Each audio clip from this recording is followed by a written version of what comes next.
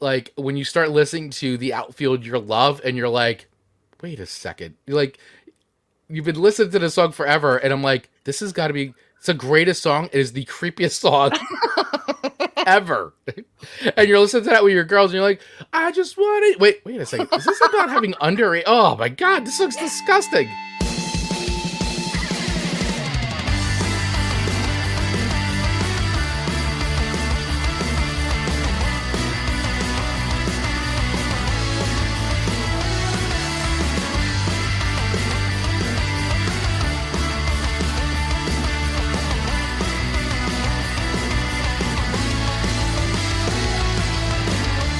What is up, everybody, and welcome to another episode of Chris and Amanda's Song Swap Showdown. That is right. We are here. We are your favorite show for musical throwdowns. You sound so vicious and violent. I know, and we're so not. Well, welcome everybody who's watching us live right now, whether you're watching us on YouTube, Twitch, Facebook. We welcome you. And for those of you that are checking out the audio feed or the replay of this, we also welcome you as well. I am one of two of your hosts. My name is Chris Vaglo, and I am joined by the ever sunny and just amazing human being, Miss Amanda Sharp. Good morning. Happy 100th episode, Chris Baglio. Oh my gosh, yes. 100 episodes of Song Swap Showdown. Oh my goodness. It's just like, wow. I can't even believe this is our 100th episode. Like, come on. Wow. Do you ever go, I can't believe I put up with Amanda for 100 episodes? I think it's the other way around. And both of our spouses are like, thank God they have someone to play with. Yes, seriously. Like, well, what is this? I remember it was like, well, who is this Amanda person you're talking to all the time? I know. And now they're like, thank God. It gets like Marcus is like, she doesn't have to talk all the time to me now. Yeah, thank God you guys got each other to talk to. Well, thank you, Mr. Mark Ronick, for checking in. Happy 100th. Thank you. We appreciate you. And thank you for being a friend and big supporter of the show. We appreciate you so very, very much. Yeah, 100 episodes. I remember, so for those of you that, I don't know how many people watching or listening have been with us since the start of the show, but if not, little super brief history before we dive in the whole show today, because, you know, it's our 100th episode, so we got to reminisce a little bit. Right. But yeah, so Amanda and I started this show back in April of 2021. And at that time, so Amanda and I had met, and for those of you that may or may not know the app, but Amanda and I met on an app which is still around, which we're still very active in, at least in the mornings, called Clubhouse, right? So if everybody remembers Clubhouse, because I know it was like everybody in the world was on Clubhouse during lockdown, like everybody in the world. And then as soon as things went back to normal, like everybody was like, yep, done with Clubhouse. Not to say, but you know, it's a much smaller community over there now. Of course. People got busy again. Yeah, so Amanda and I met in this chat room. I mean, really, that's what it is. I mean, we met in a chat room about it's podcasting. Like modern day AOL like chat. Yeah. I mean, it's just when you say, "How did you Amanda meet?" Well, we met in a chat room on Clubhouse. Like, wait, is that like a dating site or something? Like, what's going on? Is that like Ashley Madison or something? Cue the smoker laugh. Okay. Yeah. I mean, when you put it that way. When you put it that way. Online. Yeah. The chat room adds a level. We met in this podcast room, and became friends. It was originally podcast morning chat, right? Which was that. What 1.0 version 1.0 of podcast morning chat, run by our good friend Pedro, and that's where we met. Amanda was one of the mods at Pedro, along with a bunch of. I mean, it was great. I mean, there's so many people in the podcasting community, and that's how Amanda and I met, and we became friends. She actually came on my other podcast that I was doing at the time called Rocket Live. Yeah, and we had such great chemistry. We hit it off. Everybody who watched that episode was like, you guys should be doing a show together. You guys have such great chemistry. I remember my parents were like, that was good. Yeah, you guys were really good together. And then, so another app got released which is also still out today, and it's like a live podcast Like, stream. I don't know. yeah. I mean, kind of what we do here. Yeah, kind of what we do here, but a little bit more controlled, I think. So anyway, it's called Fireside, and so that's where we started the show. So Amanda and I both applied to be creators, like early creators on this app, and I remember we attended this orientation on how to use it, and they were like, trying to come up with show ideas, and it was after that that Amanda said to me, "What did you say to me?" I said, Chris, so I got an idea for a show and you're not allowed to say no. Let's start on Monday. Literally just like that. And I said, well, I guess I added, we should do it about music because our music taste is so different. So I added that with my bossiness too. You did. And so literally we pulled together a show in like over a weekend, because I think that was like a Friday or something, or a Thursday. I can't remember. But we pulled it together, and we kind of sketched it out, and then we said, well, hey, it's live. Let's just go for it. And we came up with, like, we'll rate the songs on a scale of 1 to 5 records, and just talk about the songs, and that's really it. And that's how the show started. And so those episodes, which if you go all the way back, I mean, they're all here on wherever you're watching or listening to us. You can go back to episode 1. I mean, we were on Fireside for, like, I'd say, like, the first, like, maybe 20 or 30 episodes. Yeah, I would say, I mean, I feel like 8. No, like 6 months, at least 6 months. Yeah, so if you go back and you hear those episodes, you'll hear us, like, talking about Fireside. There was a lot of community engagement, much like here, but it was kind of different, so you hear, like, all these little sound effects. So it's fun to go back and listen to those shows, because it was a very cool little community over there. But Amanda and I eventually decided to make the jump off Fireside and start just, doing the show, like how we've been doing it, how everybody's been joining us. So, and here we are, 100 episodes later, right here. With all you fine people who have been really, honestly, I mean, our community that has grown here is just, we couldn't be more. Honestly, it brings us so much joy that you guys would all spend some time with us and check out our little show here and have fun with us as we do every Monday at 8:15 a.m. And it's just been great, and it's really spun off into a lot of different things. I mean, we recently, too, not only are we celebrating 100 episodes, but we also just crossed the over 1,000 subscriber mark on our YouTube channel. Thanks to all of you, everybody. Like, oh my gosh. Like, so 100 episodes of our show here, and then over 1,000 subscribers on our YouTube channel. It's honestly, Amanda and I talk about this stuff all the time, and just the fact that anybody would want to hang out and spend time with us and laugh with us and debate with us and get angry with us, any of the emotions, like, we are just so truly, like, just grateful. So really, thank you to all of you who have just stuck with us, given us great feedback, had fun with us on the show, and continue to have fun with us, or, like I said, get angry with us, which is also fine. It's okay. We're only talking about music, everybody. It's all good. Absolutely. Yep. But no, we are just so appreciative. So thank you, everybody, for everything. Like, it just really is. It blows me away. It really blows me away. I think about it every day. I'm like, I can't believe people are, like, listening to us. I know. And, we look back we've spent a lot of hard work getting to where we are today. I mean, a ton of hard work. And when we look back and we go, gosh, like, we didn't buy subs, we didn't buy likes, we didn't buy comments, because that would have been super easy and very, very nice to grow that fast. Yeah. But not doing it that way, and, like, really putting in the grit, and us growing a community that shows up and engages with us. And we feel like we know so closely now. Man, it is so sweet. And it just has made these last few years super special. So we are just, I mean, tremendously grateful for everyone getting us to where we are today. Absolutely. Couldn't have said any better. That was perfect. Yeah, we would have stopped at episode 10 if people weren't nice and kind. That's what we kept saying. We're like, people are watching the show. I guess we should keep going. I mean, but the thing is, we have such a good time doing the show as well. So I don't even know. I think if one person was watching and listening all the time, we would probably keep doing the show. So as many? Yeah. This show just become therapy for us now. Yeah.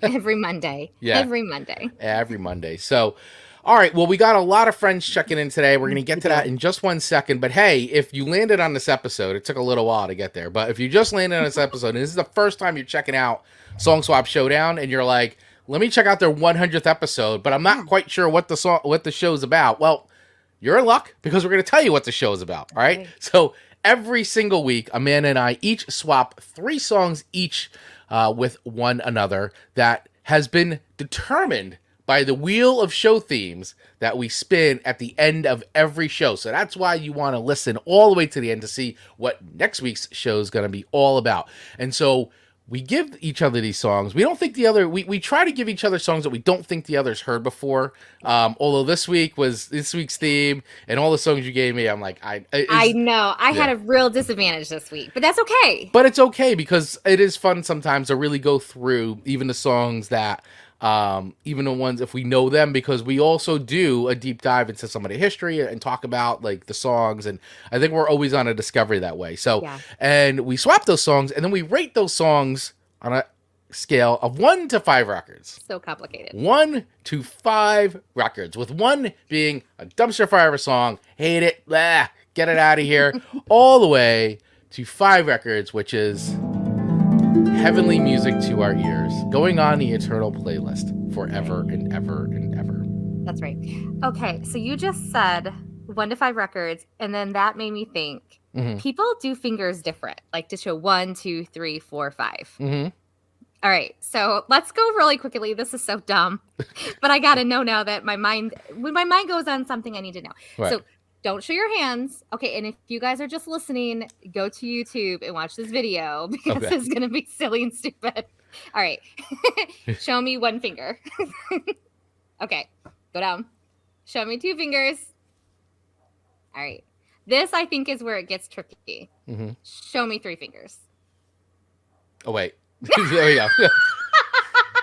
my pudgy hands. He's like a 5-hander. I'm like, pudgy fingers. That was fantastic. 3's where it gets dicey. I think 4 is probably good. Yeah, 4. Okay, and then 5. It was that 3 that like everyone. Yeah, 3 is like. I do that, but I see people do this. Oh, that's. Like, oh, okay. So how that might be easier to do now that I think about it. I'm sitting there trying to go like this, trying to hold the pinky down, and then you miss it, and it's like your thumb's still kind of like up.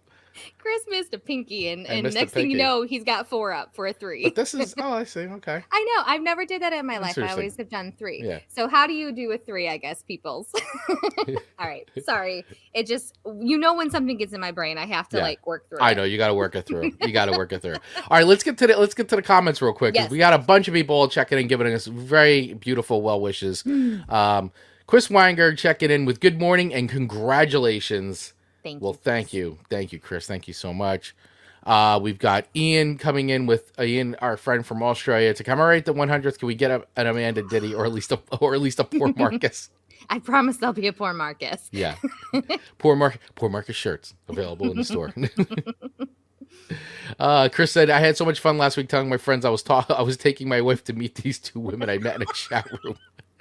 It's so true. And Chris and I were supposed to meet in person last Friday, but Mother Nature had other plans, and Miss Paula from Georgia was going to come up, and her flight was canceled, which we almost suspected would happen. And so we were super bummed. So I'm sure a lot of people had fun with that story, Chris, that you were taking your wife to meet your 2 ladies online. 2 ladies online. And Dave Mattingly, our VIP supporter, happy 100th. Thank you, Dave. You're great.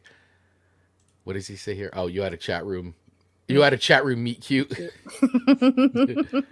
Oh, and Chris saying, yeah, this is how you should do 3. You know what, Chris? You're right. I struggle with that because I never do it. So it's just not natural. Yeah. So there you go. Devil horns. And I thought probably as a kid that was bad. Because I think I probably only saw like people like rocking doing it. And I was like, if they look like that, it can't be good. It's a devil horns. Oh boy, oh my gosh. So all right, so listen everybody, let's get into the show, because I know we could reminisce forever and ever about our show, but we do have a show to do, and we have a great theme this week. We have a very, very fun theme this week, and so the Wheel of Themes chose a theme submitted by one of our amazing community members, Mrs. Tina Johnson. You got it. And I was not shocked by her theme that she had put on the wheel, which is songs that remind us of the Jersey Shore. Now I know it's very geographic, Mm-hmm. right? Not everybody's been to the Jersey Shore unless you've watched the Jersey Shore at MTV and then you think you've been to the Jersey Shore, Mm-hmm. but that's not the real Jersey Shore. That's just a bunch of like idiots hanging out in some shore house on TV. That's not the Jersey Shore. Um, no, but the Jersey Shore. I mean, listen, I obviously me being born and raised in New Jersey and still living here in New Jersey, the Jersey Shore for me is full of amazing childhood memories. I mean, that is like when you grow up, and I think it's kind of for any coastal state for the most part. I would think I could be wrong, but for any of our fans who live on the coasts and are within driving distance of a beach, I think it just becomes like the default like family vacation. Like, why Mm-hmm. would I go anywhere else when there's a beach Mm-hmm. an hour away or an hour and a half away or a 2 hour drive if you're going down to southern New Jersey, down by Wildwood and Cape May and all those fun spots. For me, like going to like Seaside and Point Pleasant and Sandy Hook and Long Beach, all these different those honestly those beaches are like an hour and 10 hour Asbury Park, hour and maybe at tops an hour and 15 hour and a half away from me. Like you just grew up doing the Jersey Yeah. Shore thing and you would rent a house with like everybody in a family and spend a whole week there and it was great. And then as you get older, it's just a rite of passage. Like as a teenager, um you go to the prom, and you go to the shore. Like you're literally like the very next day or the same night, you head down to the shore and you try to get a hotel. You have a hotel room and you sit in the Oh. room and do a lot of things that you shouldn't be doing as a teenager, but but definitely a rite of passage. I mean, the minute you hit Memorial Day weekend, that is the official start of summer, unofficial start of Mhm. summer, but that's like also like when shore season starts. Shore season's like Memorial Day to Labor Day weekend. But the best time, everybody knows the best time to go to the Jersey Shore is in September because the water is actually warm and Mhm. all the freaking tourists are at the bennies, as they call them, are gone. I mean, I would Bunnies. definitely be classified as a benny because I'm not from the shore area. So Sure. that's the slang that they call everybody who's not from the shore, who comes and invades the shore all summer long. But yeah, I mean, I just have so many memories of the Mhm. Jersey Shore, and music is a huge, huge part of that for sure. Between you've got artists here from New Jersey, and I think that's true of any artist, right? Any artists that are from a certain area will write music about. Mhm. I mean, those are all the songs written about California. Like Yeah, it's that's it's true. insane. It's insane. And I mean, just about any state, I'd say, like any artists that are from certain states will always write about their hometown or Mhm. their state or landmarks in that state. And New Jersey is really no different. So you have tons and tons of artists who either are from New Jersey and have written about New Jersey and specifically the shore, have inspired by the shore, or as your list is kind of a half and half on, it's like songs that make you think of the Jersey Shore.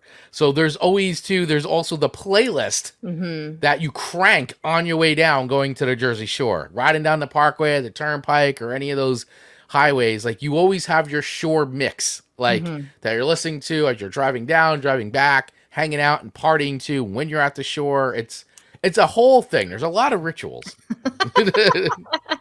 It's a lot of rituals involved. That's super exciting. And I have to admit, when we had this theme pop up on the wheel, I said, "Okay, everyone, you need to help me in our Song Swap Showdown Backstage Pass group because I didn't know what Jersey songs should be on this list or not." So Right. I chose all of my songs from our community suggestions, and I feel very good about the ones that I chose. I think you got some really solid picks there. I mean, yeah, the community really showed up and They gave did. great suggestions on different songs. And I can tell you right now, if you ask anybody in there who wrote suggestions, that they're going to all say that there's a certain memory established with one of Mhm. those songs, whether it's like going to any of the clubs and the bars down there at and everybody has their haunts, everybody has the ones that they go to specifically, especially when we talk about Belmar and Bar A and all, like there's certain very famous New Jersey clubs, obviously the Stone Pony here in Asbury Park, where I mean, Bruce Springsteen littered with songs about Asbury Park area and the Sayreville area, where all these awesome like rock clubs still exist today. Just amazing music that's come out of Jersey over the years, and a lot of it has got a lot of heavy Jersey Shore vibes. So whether you're from New Jersey or not, or have you been to the shore, have never been to the shore, we hope that you really find these songs fun. And it's very apropos that here we are, basically closing out the summer with a theme about the Jersey Shore. Absolutely. And songs that make you think of the shore and the beach around New Jersey. So this was not planned, but hey, it worked out. Fate has its way. So here we are. We're going to close out basically the summer season with this great shore show. So I hope everybody enjoys today's playlist as we talk about these songs, and hopefully you'll find a new favorite. And as we play along today, let us know, did we get it right? What did we leave off the list? Let us know your ratings. Would you have rated it a 1 through a 5? Like, I don't know. Let us know. Do you agree with our rating system as we go along? And then, of course, we also keep score here. One of the things we've been doing. Amanda's slightly ahead right now with, I think, a 5-4 record, and I have a 4-5. Ian, are we correct about that? You're like our official scorekeeper for the show. We were trying to figure out before the show started, and we were like, I don't really remember. We're going to have to ask Ian. So, Ian, I think we're 5. I think I'm 5-4. Chris is 4-5. I'm not sure, though. Please confirm in the comments. Yes, please confirm in the comments, or head over to our Facebook group, which you can get access to by hitting the link in our notes or scanning the QR code on the screen. It'll take you right there. So, all right, let's dive into the show. I know we've been talking a lot, everybody. Thank you for hanging in there. We really wanted to make today's show, even though it's our 100th episode, we want to get down to business and do what we normally do and what everybody has fun doing. So, Amanda, who is going first today? You know what? I feel like you should start first with my first song choice because I really dig this song. All right, like I said, I love your list. I think it's great. I got to tell you, it brings back so many memories, like instantly. Because when this song came out in 1991, I had pretty much. Let me think about that. Yep, I was in my. Probably the start of I think this came out either in the summer. So if it came out in the summer of 1991, then I would have been going into the start of my senior year at high school. Or if it came out prior, then I was near the end of my junior year. Anyway, I was in high school when this song came out. You were senior high school-ish. Yeah, senior high school-ish. And when I tell you that this song was everywhere and anywhere back then, it was massive. And going to the shore, this song was 1,000% blasting all over the boardwalk or blasting out of the cars, cruising around the strip. And that song, everybody, is OPP. Yeah, you know me. Nature. Yeah, you know me. I love you. I was waiting for that. I was waiting for it. Yeah, you know me. I'm done with. So, honestly, this song, I think what's great about this song is, Naughty by Nature was sort of like they came on with this song, Down with OPP. I mean, you still hear it today. That's how much of an impact that this song made today. At least, I'm pretty sure, I feel like it's not just limited to our age. I feel like it's a younger generation has also gotten into the... I agree. It's Down with OPP. I'll have to ask Owen. Yeah, ask him. I'm pretty sure my girls are like, they're down with OPP. They're down with OPP. Yeah. So let me ask you, when you say, I have thoughts on all of these songs, but really I'm most intrigued by the stories behind the New Jersey shore. So when you're saying it's playing on the boardwalk, is it that the boardwalk itself has speakers, or just everybody has these boom boxes? Like, tell me about that experience. Where did where did it come from? So many great comments checking it. Right? I knew this episode was gonna be like, I love it. Chris, my wife, would totally be singing the song right now if she was listening in, and Chris is saying that's on my playlist. Yeah, 100%. So listen, on the board. So for those of you that have never been to the Jersey Shore Boardwalk, and if you watch the show, you see some of the boardwalk stuff. But I mean, honestly, you can Google pictures and all that. So Jersey, and if you've ever been to any kind of shore town, the boardwalk is obviously boardwalk, but along the boardwalk are stands, right? So there's games of chance. So all these boardwalk games that you can play, plus bars, restaurants, little eater. I mean, it's just clothing stores, apparel, all kinds of tchotchke stuff, souvenirs, everything.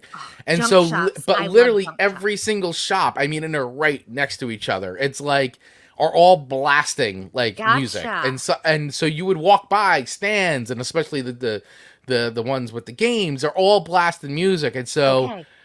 you always knew, quote unquote, the song of the summer or songs of the summer because they were blasting on the boardwalk. You used to be like, oh, Gotcha. that's definitely going to be playing on the boardwalk. And literally that's, or, if you're on the beach and people got music on, or like I said, if they're cruising the strip, people got their like, their radios pumped and like, and the songs are blaring. And OPP like that year was like everywhere down the shore. It's Gotcha. like definitely the part. And still the party song. I mean, I still think you could go down to the Jersey Shore and hear OPP. Oh, I Like, bet. I bet. pump All it out. right. That gives me a good Yeah. visual And of what Krista. to have expected. And yes, we were seniors. Krista and I graduated Okay. together. So yes, we were seniors. Thank you. I was trying to remember. Like, I knew it came out in 91, but like, were we seniors yet, or were we about to be seniors? We're not good with math on this show. If Yeah. you've watched for any extended period of time, we're But, terrible. so Mm. I'm telling you, this song was everywhere, and this was Mhm. definitely a quote unquote song of the summer for sure. So listen, here's a little bit about the song, because Tell me. other Talk. than having fun with the song, I never really dove into the Mhm. song. So interesting song history here. So if you really listen to the lyrics, though, if you never thought about it before, the song is about Never. cheating. The song is about cheating. It means if you're down with OPP, it means you're willing to cheat on your boyfriend or girlfriend. But it's presented in a fun and clever way that never spells out exactly what the song means. And this is all coming courtesy from songfacts.com. There are no dirty words in the lyrics, although a ludicrous clean version was released with words cleanest, meanest, and kitten edited out. This is the most likely time the first word kitten had ever been censored. Obviously, if you guys listen, the sample, it's definitely based on the Jackson 5 song ABC. Mhm. And it was released in the summer of 1991. So yeah, so I should have read that far, because I would have said, oh, that was going into my senior year. And the lyrics explain that OPP stands for different things depending on your gender. The first two Oh. songs are other people's, but for guys. The last P is a 5-letter word for rhyming with cleanest and meanest. For girls, it's another way to call a cat a kitten. In the end, they keep it clean by saying the last P stands for property. Okay. So picture this. Amanda on roller skates at Skateway. Just Here it jamming comes. out. I knew it Jamming had to out be. Had to be. to OPP. And when I'm saying like, yeah, you know me, like, and I'm just like all about apparently cheating. Because I had no clue. Like, yeah, I'm down with that. I'm down with OPP. Yeah, you know me. Oh, I was basically like giving myself a advertisement. Here's Oh. here's where so Oh. Treach, who's in OPP, he said he got the idea for the lyrics from a drug dealer in his neighborhood that used to move in on other dealers' territory and say he was down with OPM, other people's Oh. money. Treach liked the phrase, but decided to change the meaning of the last P. The year this was released, a Danny DeVito movie came out called Other People's Money. Oh, the things you learn on Yeah. the Song Swap Showdown, everyone. That's right. And the group made sure the lyrics are related to both men and women, which gave it a broader appeal. By the Good way. marketing. So, Smart listen. business. Yeah, and this was also one of the first rap songs that crossed over to pop radio. Many top 40 Mm. stations refused to Yes. play it because they thought it would drive listeners away, but many added it as it became a huge hit. The video was a big hit on the show Yo MTV Raps, which I loved, where it was the most played rap videos of all time. MTV had a rapper named Todd One remake the song with Down with MTV, which got a lot of airplay. This was in a lot of movies, actually, too. Wow. Oh, yeah, and that's right, the episode 2, season 2 of the Office with the Dundies, where Michael Scott opens the annual yes. Dundee Awards with his own Oh. version of the song. Instead of "You down with OPP," he sounds, "Are you down with our Dundee?" It's so I love great. that show so much. Yeah. So, okay, when we were younger, our parents didn't really have like rap music to sing No, as because they it got wasn't. older. No, it didn't really become for us. We grew up in the heyday of we watched rap become What it is a today. thing. We saw the evolution of it. Right. where We it were is, there it when started. classic rap was happening. Yes. So like while our parents were digging the Carpenters and some of the 80s like rock love songs and stuff like that, we were getting exposed to this OPP type rap type Yeah. stuff. And so now as adults, like, we're singing these songs in front of our children. Yeah. Are our children okay with that? I think so. Okay. Oh, believe me, because there's songs that my children listen to that are like way worse. I'm like, I get a little like, wow, I don't know. I turn red. I'm gonna have to play It takes a lot for me to do it. I'm like, I don't know. I feel very uncomfortable listening to this in front of you guys right now. Like, can we change the channel? I don't. This was not made.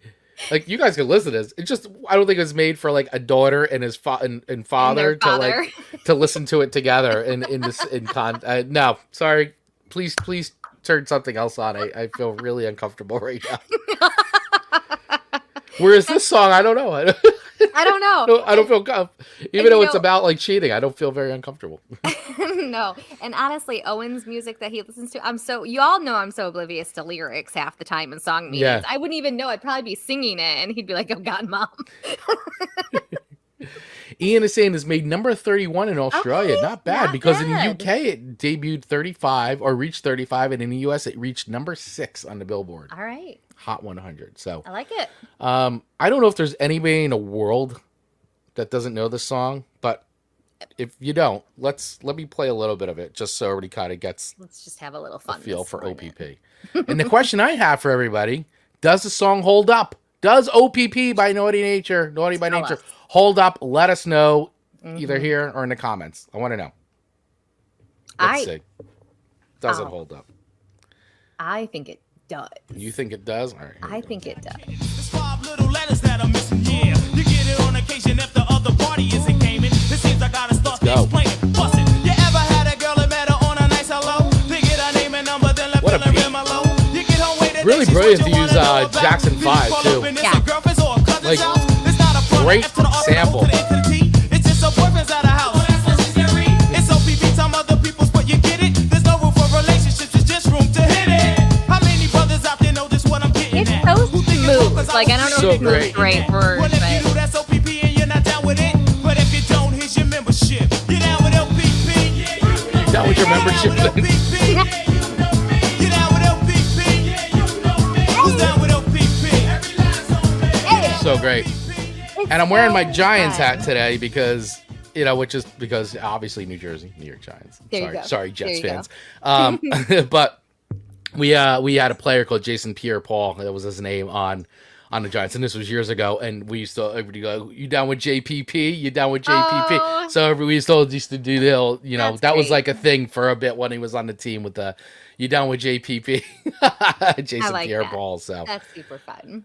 Chris Weingard, remember when one of our kids asked my wife if we were listening to the lyrics that were on the radio to one of our nostalgic 80s songs? Yeah. How about this one, Chris? Like, when you start listening to The Outfield Your Love and you're like, wait a second. You're like, you've been listening to the song forever, and I'm like, this has got to be, it's the greatest song. It is the creepiest song ever. And you're listening to that with your girls, and you're like, I just want it. Wait a second. Is this about having underage? Oh my God, this looks disgusting. I know. She's just 16 years old. Leave her alone. What? Yeah. I mean, we've got songs by Winger, like She's Only 17. I mean, come on. Krista, who beat them? Okay, I got. All right. It's preseason. It doesn't count. Get out of here. We should maybe add to the wheel songs with unbelievable meaning, like kind of like shocking meaning. We should, yeah. When you realize the lyrics. Write those notes down. Yeah. So, all right. So, listen. Does the song hold up? In my book, it holds up.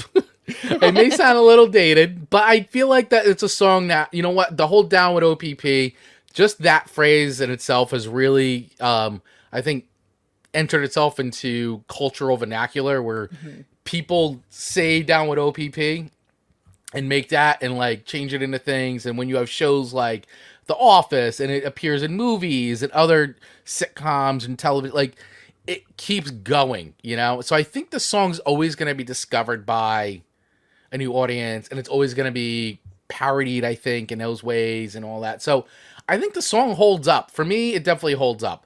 Where do I rate it as a tune? And listening to it again all the way through for this show, because it's been a while since I think I just actually listened to the whole thing through. Song is still fun, and I love that they do the Jackson 5 and all that, like, and reading the song facts. Always great to dive into the music history. I give it a 4.5. I give it a 4.5. It's a great song. It's a fun song. I just think it holds up for sure. 4.5 records for me on OPP. And that was a really long first song, but is our 100th episode? Absolutely. This could be a 4-hour show. I don't know, everybody. And of all of them, I would argue that's probably the most popular. Yeah. So, I mean, it would only make sense that it took the most time to cover. Yes. All right. So I received your 4.5. Thank you. And that was a Tony Donato recommendation. So thank you so much, because I needed help, as I said. And I wouldn't have suspected that was a song choice for me to be able to pick from. So I was super excited. We'll be right back after this quick break. G'day. Don't skip. Let me interrupt the podcast that you're currently listening to with some blatant self-promotion. What do you get when you mix two Aussie mates, a splash of booze, well, more than a splash, and some microphones? You get Cheers Big Ears, hosted by myself, the Chad, and my mate, Matt, and sometimes, but more often than not now, my missus, Bobby. It's a podcast of adult beverages and not-so-adult conversation. It's not serious, far from it. Well, except for that one episode, but that was just that one. We're available wherever you get your podcast fix. Cheers, Big Ears. Entrepreneurs and small business owners, are you feeling overwhelmed by lack of capital, growth challenges, or personal branding? You are not alone. UCS Advisors is here for you. We're professional capital raising advisors committed to helping you secure funding and grow your business. Are you ready to impress investors? Check your investor readiness with our free 45-second quiz at ucsquiz.com. We believe in you. Visit ucsquiz.com and start your success journey. And remember, always be willing to achieve your greatness. If you'd like to become a sponsor of Song Swap Showdown, just send us an email at info@songswapshowdown.com or use the link in our show notes. And now, back to the show. All right. Yeah. Chris's first song to me is So Jersey by the Bouncing Souls.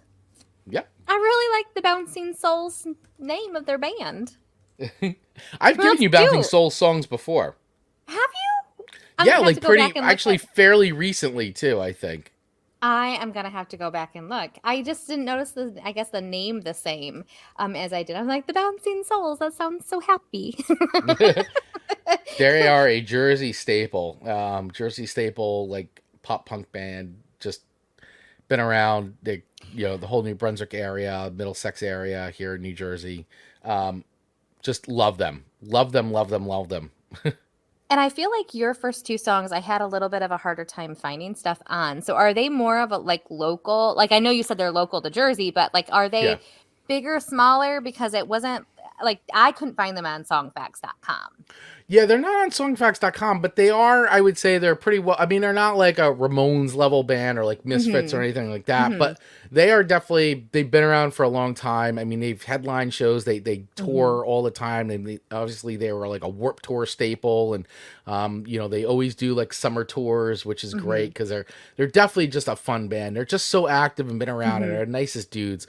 So they definitely tour the world for sure, but they're not on like the status. They're not on that. They're like more like if you were to do a tier of punk bands, they're probably like a B level punk band as opposed to like A level in the sense that like they haven't reached the legendary status or like the iconic status of like those other punk bands or like a Bad Religion or Sex Pistols or something like that. They're like just a great like pop punk band, and a lot of bands cite them as influences. Like they're a very influential band to many other bands, and they have just been a Jersey staple for years. And obviously, like I said, like any other band, you start writing about the stuff that you know about, right? The towns you live in, the state you live in, the things in those states, and and Bouncing Souls is one of those bands that has written a lot of songs about Jersey and sort of the scene and all that stuff. So I just love them. And once again, the goal of this show for me, well, for both of us, is to always, like, you gave me a lot of songs that were great suggestions from our community, which were all songs I knew. And knowing that, you don't know a ton of, but I knew you were going to give me a lot more songs. So I wanted to give you really songs that you probably didn't know and maybe aren't on the top of everybody's list, but like songs once again that are either about are about the Jersey Shore or kind of inspired by that. And so this was one of the songs I thought would be a good one to send you. I feel like it's I'm gonna use the word ditty. Like I feel like it's a nice ditty song. Like it's fun. It is fun, and I really like the kind of there's a story to it a little bit in the lyrics, and I have some of the lyrics pulled up because I thought they were really fun or just meaningful. The sun shines brightly on a Jersey afternoon, walked in his parents' footsteps on his way home from school. Those ties that were so sweet also burned under his feet.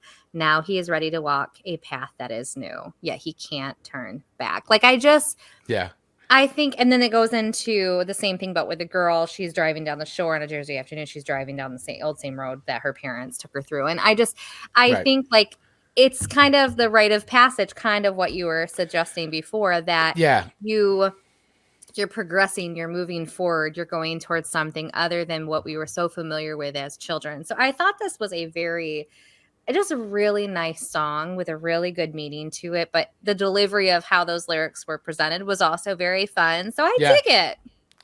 Yeah, I think I love that and there's the other lyric I really love in there, which is riots and corruption, beaches and Bruce. These songs were keys to the engines of our growing up. Don't forget, we're all one family. Thanks for the music in our lives, for helping us to survive.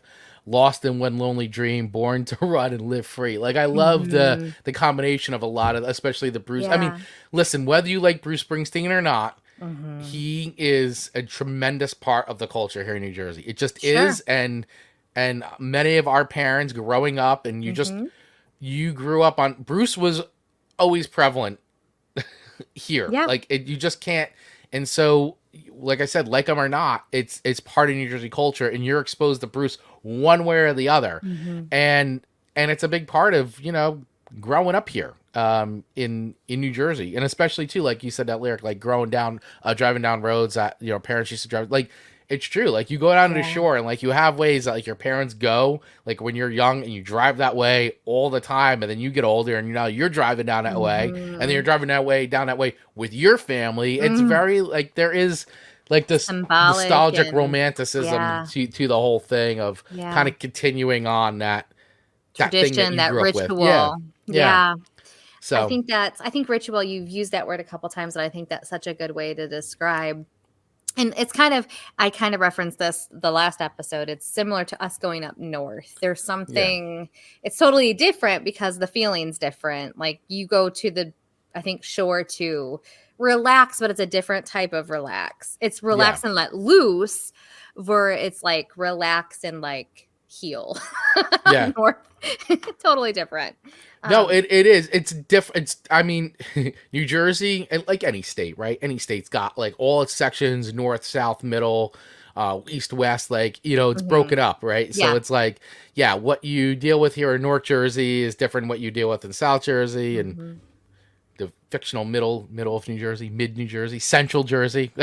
Why do you quote it? Like, is that a joke? Because the big joke is there is no central Jersey. It's north and south, and anything south of anything past the Driscoll Bridge is considered South Jersey, and everybody gets so upset about it. It's very controversial. That's and it's fantastic. It's just a big joke, and it's very, very controversial. Anyway, but there's north and South Jersey, and then the shore, and you're going to the shore, like that's what you say, and the shore encapsulates everything, and then you get specific. Going to the shore, going to Wildwood, going to Point Pleasant, going to Asbury Park, going to Belmont, like going to Seaside, going to because you just just all they're just all the different beaches, like, and then there's teeny tiny beaches. It's just crazy.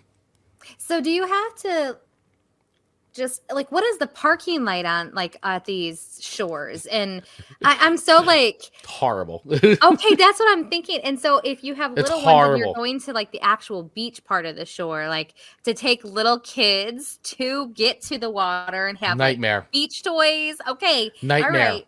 And nightmare. But you have your different beaches. Like you start to learn which beaches get more packed. You figure out your time. Like, hey, it's best to get there at this time because you'll get parking. It'll be easier to get on the beach. All right. Certain beaches are quote unquote more family friendly, like than sense. other. You know, it's just you just start to learn like different beaches and things like that. Then you have like your state parks, like and your federal parks like Sandy Hook is a federal park and you just pay to park and it's giant parking lots and all that. But like other things like shore towns, you pay to park in these like super expensive I mean, this is how these towns make money, right? They make money between Memorial Day weekend to Labor Day weekend is when they make the bulk of their money. Like that's their entire year in really 3 months. Like it's like Jaws. They were so worried about you can't screw up the 1,000% of time. Jaws is a great example of that because it's 100% true. It's a summer town, and these rely on summer dollars. Like that's and so that's how everybody makes their money. during those 3 months. Yeah. I have so many questions this episode. Sorry, folks. Yeah. Chris, it's like South Detroit in a Journey song. There really is no South Detroit. That's called Windsor, Ontario. I know. Well, and I go, that's me. I consider myself born and raised in South Detroit. I am south of Detroit. South of Detroit. Born and raised in South of Detroit. Whatever fits the narrative, Chris. Yeah. Yep. Whatever fits. Alrighty. Yeah, so I enjoyed this song. I think it was a good first song you gave me. It was on purpose. It was a nice little ditty. It was a nice little ditty. I sequencing this week's this show's playlist was really important to me. I really built a flow. So just FYI, there was a flow. There was a flow. I like it. So let's play a little bit of it so everybody can check it out. If you've never heard the song before, So Jersey by the Bouncing Soul, we'll play a quick clip. Go to our Spotify playlist. You can hear these songs in full. But yeah, let's check out a little bit of So Jersey by the Bouncing Souls. The sun shines brightly on a Jersey afternoon. That's right, like yesterday. Walked in his parents' footsteps on his way home from school. Those ties that were so sweet also burned under his feet. Now he's ready to walk a path that is new. I love the Bouncing Souls, man. And he can't turn back. So much fun. He can't turn back. He can't turn back. I love that they have like organ. Everything on itself tonight. Tonight. Yeah, it's good stuff. She's driving down the shore on a Jersey afternoon. Everybody know that line right there. She's driving down the shore on a Jersey afternoon. That's it. Like it's like that is a line that everybody can relate. Let's hear They feel it. They want to go when they feel it. You instantly are transported to that. I mean, it's happening right now. Like going down a Jersey Shore on a sunny afternoon. People are getting in the car and physically doing that as we speak. 100%. Gearing up for the holiday to come. And to your point, I think September probably is a fantastic time to go because water really does not get warm here in the lakes in Michigan until August and September as well. So it takes a lot of time to heat up. It does. All right. So where do I rate So Jersey by the Bouncing Souls? I am going to give it a 4.0 this morning. 4.0. Nice. All right. I'm feeling this theme, and I'm feeling like I love the nostalgia of the stories that you're sharing and the just the intentional flow of doing it. I think it's great. Dave, Chris, a New Jersey pickup line for you. So what exit? Yeah. Ha ha ha. We all know Jersey. What exit? that's the big joke. What exit? Everything's exits. That's funny. Yeah, everything in New Jersey is an exit. What exit you off of? Well, I mean that makes sense. Yeah, it happens all the time. It's like, what exit you from? Everything's off an exit. That's fantastic. Yeah, I love it. All right. Yeah. So Dave's got some picks checking in here. Some New Jersey picks for everyone. Bouncing Souls, Oleg, great song, very fun. Bruce Springsteen, Oh Mary, Don't You Weep, and Smithereens, Groovy Tuesday. The Smithereens. Love the Smithereens. Good one. Really good one. Really good one. All right. Moving the show along right now. Your next song to me Yeah. This made me smile when it showed up in the comments, by the way, because I have a lot of great memories of watching this movie, and it's very romanticized, like taking things from every rock legend and every rock myth out there, and it's like a pseudo Bruce Springsteen, Southside Johnny style of a band at the Jersey Shore. And the movie was on HBO, and it was made for was an HBO movie, Eddie and the Cruisers. Man, what an amazing film. I love this movie, and it's just great. I mean, I had this soundtrack, and I listened to this soundtrack. I had it on cassette, listened to it all the time. And, if you didn't know Eddie and the Cruisers, the music was provided by John Cafferty in the Beaver Brown Band. Like, that was who was Eddie and the Cruisers, like, recorded. In the movie, it was like, what's his name? John Parrier, I think, was the main actor who played Eddie. Let me get here right now. So, I'll take a step back. So the movie was released in 1983, and it was directed by Martin Davidson, with a screenplay written by Arlene Davidson, and based on a novel by P.F. Klug. And by the way, Eddie and the Cruisers 2, Eddie Lives is awful. It's god awful. Very bad. Oh, Tom Berenger, Michael Parrier. Sorry, I couldn't. So those were like the two big stars at the time. Michael Parrier was on a roll back then. If everybody remembers, like Hearts of Fire or Streets of Gold, I think was the name, and then he was in the Philadelphia Experiment. And all those, like, he was like an '80s like staple like actor, man. He was in a lot of films, but this was a really cool movie. Had you ever seen the movie, Amanda? No. Do you know Eddie and the? Oh my God, Amanda! No. Please put that on your list. Okay. Put it on your list. So real quick, the synopsis of this movie for everybody, if you don't know the movie Eddie and the Cruisers, a TV reporter named Maggie Foley investigates the mysterious disappearance of cult rock star Eddie Wilson. Flashbacks dramatize Eddie's life and the rise and fall of his rock and roll band Eddie and the Cruisers.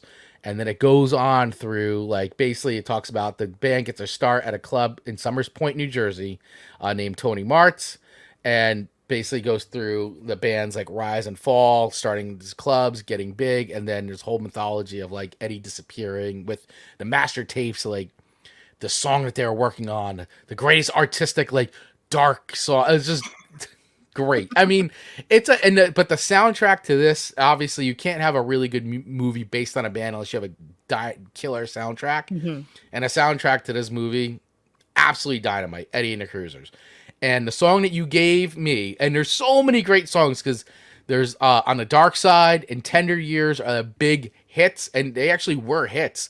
But the other song you gave me, which was a great suggestion, Boardwalk Angel. Great song, man. Really good and kind of a deep cut on that record.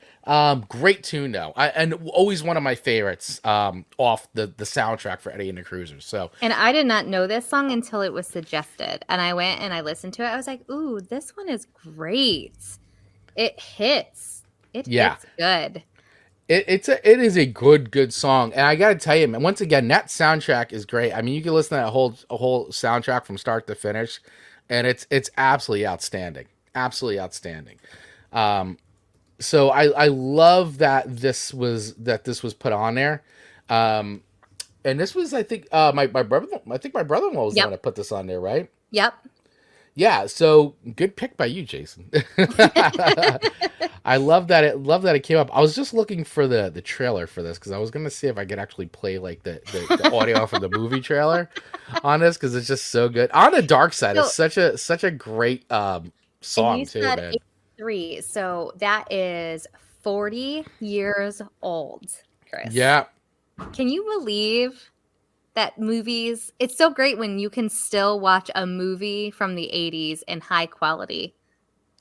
It's amazing. It is amazing that everything's like restored and like in a vault of our babies will always be able to watch like the Goonies. Yeah. Oh my gosh. Yeah. Story.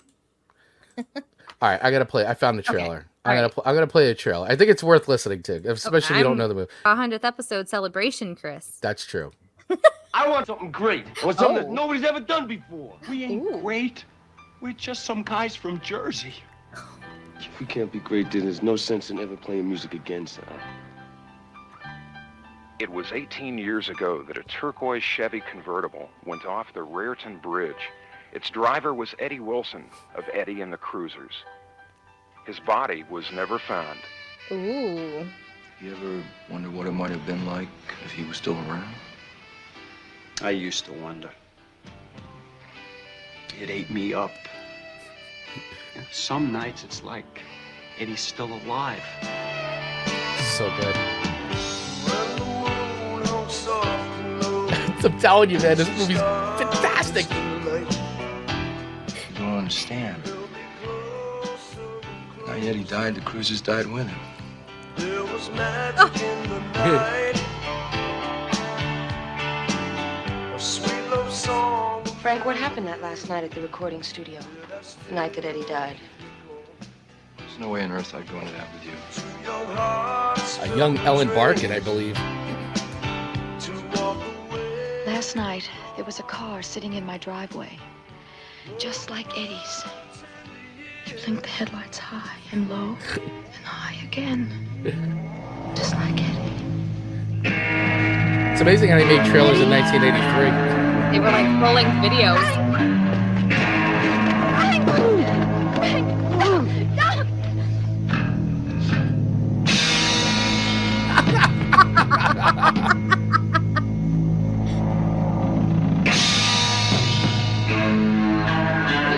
This is kind of a terrible trailer if you think about it.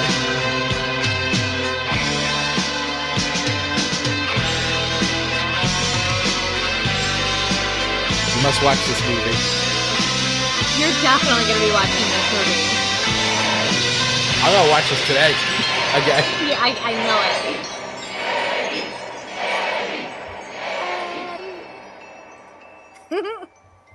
So good. I gotta tell you, that trailer is really not that great. But you were loving every second I loved of it. every second of it. And I am definitely gonna be watching that again. It is on today. Krista, great movie. My parents saw them in concert. John Cafferty and a Beaver Brown Band? They used to play all the time. I think they actually still play. I'm not sure. But yeah, great. And they used to do all those songs for sure. Yeah, Michael Parrier. Yep, there you go. What a treat this morning, Chris Baglio. What a treat. So, all right. So let's listen to really quick a little bit of Boardwalk Angel off of the Eddie and the Cruiser soundtrack. I mean, they couldn't have replicated the Jersey sound. I mean, this is literally the Jersey sound. Paint by numbers. It's the very, template. Like scrolling. You're just scrolling. It's the Jersey sound, man. We own this sound. He said New Jersey owns this sound. This is ours. I'm not going to argue that. It's amazing. Great song, man.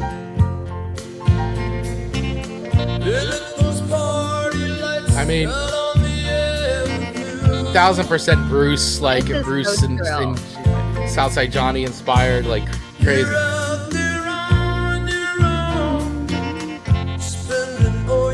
But man, they did a great job with this. Like, it makes 100% sense that this Eddie and the Cruisers was this Jersey band. Like, yeah, good stuff. Good. Boardwalk Angel. Love it. All right, so where do I rank Boardwalk Angel? Where do I rank this song? So, I think it's a deep cut on the soundtrack, to be honest with you. For me, and like I said, I loved this. I still love it. I listen to it. I have it on vinyl, by the way. I do. I have the vinyl of Eddie and the Cruisers. Great song. I give it a 4 record for sure. And I know I may not. I already maybe what, but I'm like, I have just too much of an emotional connection to this movie and to the soundtrack that I can't. I watching the trailer, even though I'm like, that's a terrible trailer. I'm like hanging on every scene, like. And you know exactly how it ends. I know exactly how it ends. I know exactly what's going to happen. And I'm like, I really, honestly, I need to see this. I got to watch this. I'm like, I am watching this again today. Like, it just got me all excited about it. So, I don't know if I'm objectively giving it, like, it probably is not really a 4.0, but I'm having a hard time being unemotional about it. So, sorry, everybody. I'm giving it a 4.0. 4.0. Okay. I can do what I want. It's our 100th episode. I'm going to get emotional about any of the cruisers. You are just captivated on that. Yeah. That. Everybody's saying, Amanda, you have to watch the movie. I will. You know what I'm going to try and do is find it on TikTok. And then I can watch it consecutively. Part 1, part 2, part 3. You probably will be able to find it on TikTok. Chris Weiger, okay, you guys got to do a Michigan-Detroit showdown for Amanda now. I will do that. We will add that to the wheel. Got to go on the wheel. Got to get on the wheel. All right. Ian from Australia checking out. Australia actually had a Prime Minister, Harold Holt, who went for a swim in the ocean as often as he did. But in 1967, when a leader of country disappeared, he was never found. That sounds like a movie, Ian. That sounds scandalous. That sounds like a true crime mystery, something Amanda would absolutely devour. Absolutely. I bet there is a true crime podcast or documentary. Noted, doing the search for that. Searching for that. Harold Holt documentary, Prime Minister. That's scandalous. Although it's Australia, and Australia's got a lot of great whites. Just saying. So that's true. It's a little different. Or he wanted to disappear. Lost in a lake. Yeah, maybe he's hanging out with Elvis and Jim Morrison. And the wanting to disappear part is just as fascinating as murder. I think sometimes he and Elvis are chilling somewhere together. Maybe. I feel like I would have found Elvis. I know you would have. Maybe I know more than what I can say. Maybe. All right. Chris, your number 2 song to me was surprise, Jersey Shore. Now The Promise Ring. Yes, by The Promise Ring. Now this is definitely a song that probably a majority of people do not know. Sure. The Promise Ring were definitely like a very like scene band back in the late 90s, early 2000s, quote unquote, part of the emo Midwest indie rock, whatever. But they were definitely part of like the scene that came out, the spin-off of like I said, like the Midwest emo sound. Mm-hmm. And their third record, which I absolutely love, had this song, The Jersey Shore. And, and these are guys from the Midwest, like they're from Illinois, Indiana, all that. And like, I love them writing a song about them, like when they're coming tour and all that. And they used to come to Jersey a lot. Like, it's basically like, I love this. I love the lyrics of this and their impression of like coming to the shore and like, can't wait and all this stuff to like come and stay and sleep on a friend's floor in New York. And like, it's just great. It's interesting. So this song is very short. It is. It's short. It's just like a 2-minute song. It's like a quick little love letter to the shore. It is. And like the lyrics consist of, you can't see them because it's too white. But it's very two things, but it's very interesting because you're right. It's about basically, can I sleep on your floor? I've been living out of a suitcase on a motel floor. Yeah. I'm running up tabs at the corner store. I'm barely walking on the boardwalk anymore when summer gets along. I feel like this is the ultimate like hippie song. Yeah. Well, it's just like, kids like nomadic. Can you imagine being in your, I know this might be hard for you to imagine, Amanda Sharp, but being in your early 20s and you're out touring, like, and A Promise Ring were like actually got big enough that they played on, I think, like Conan O'Brien back in the day. Like, they actually got like pretty big and then sort of broke up like at the height of things. But like, they toured all over the country. They were in Europe and they're young and they're like basically just living out of a van. Like, and I think that's just like, it's just so freeing, and you're just doing things that like, being able to go places and see things at like such a young age, and just be so free. But it's also, yes, very like hippie and nomadic because you're basically broke. You have no money. You're playing either in a basement, like, what I'm saying? Like one day you're playing to like, maybe 10 kids in a basement. And the next day you're playing like, like 5,000 kids at like a club, like a decent like rock club type of thing. And it's like, and then you're getting paid like virtually nothing. You're spending all your money on just gas and food, so it's just that was the lifestyle, that's what you do when you go out on tour as a band. You're like, you just don't have any money. You're broke. Okay. As where I am today, I can't picture doing that today. But pre-Owen, I would have absolutely slept in a van to live a musical dream out. I mean, it's what you do. I would have sacrificed everything to do that. I mean, let's go back to, we all know the story. Amanda tried out for American Idol. I wanted that so bad at one point in my life. I slept on the streets of New York in mine, waiting to get that opportunity, but it didn't work out. I wish that you had pictures of that. I hope you have pictures of something. I don't think I have any pictures of that, but that's okay. I have it in my head, and it was terrible. It was so terrible, but I did it anyway because you just never knew what the next day might bring just by taking that risk, taking that chance. And so if you had like a lot of it together and you had your band, I'm so sorry that they broke up during the height of. And that's just what happens, that's you know. So it's just like, but it's like when you're together and you're putting out records and you're doing everything. I think at some point bands just reach a point of like, we've done everything we wanted to do with this band, and now people want to go do other music and do other projects, and you know, it just happens. It's just the natural way of things. I mean, listen, even the Beatles broke up, and they were just like they got to a point where like they've taken this band as far as they can go, and they all want to do different things and do different music. You know, like. People change, you know, and I think they do what they do. They leave the music, they leave, you know, and that, and then they move on. It's, you know, any artist and creative, right?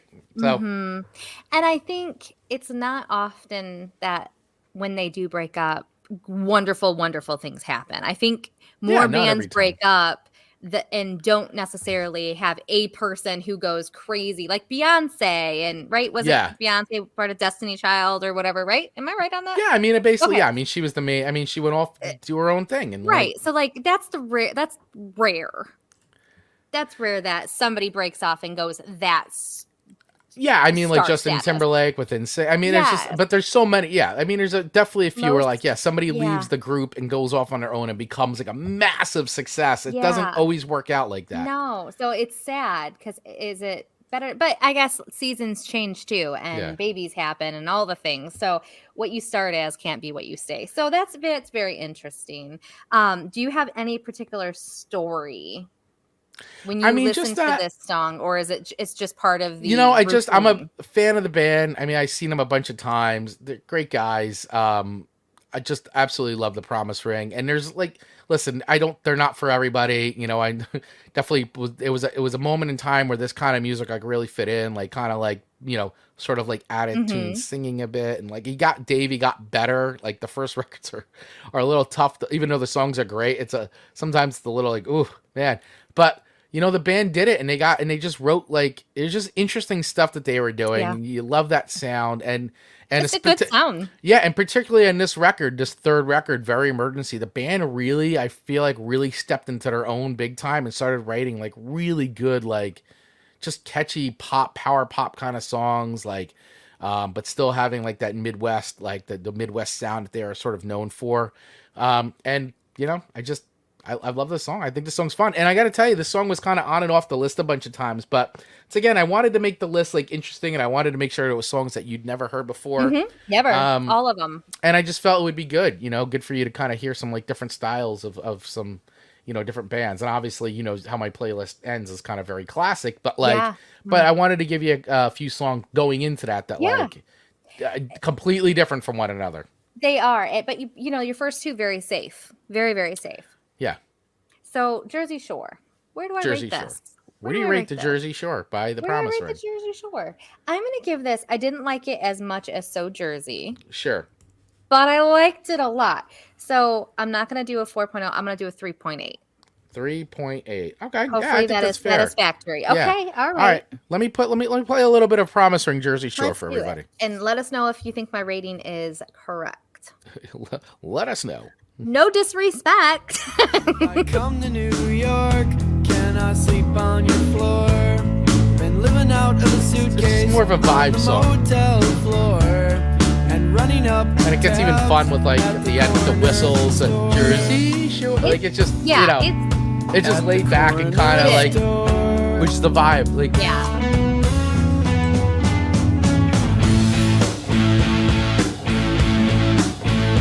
You know, I love that. It's like the one lyric, when July is gone, I'll be 24 and then not anymore. Yeah. I Summer keep gets- going back to what you were saying, like the rite of passage. Like, I think that's so powerful. So barely walking on the boardwalk anymore. I like this. When summer gets along, your hair gets too Summer long. gets along, your hair gets too long. I mean, it's what happens, right? Picking up the Habit of drinking. long before. I mean, it's it. You just let things go. Your hair gets long. You're just kind of drinking before 4. Like, it's just like you're just hanging out. Yeah, like you're sun-kissed, you're relaxed. Yeah. Just fun song. Not anymore. Yeah. It's a ditty. Yeah.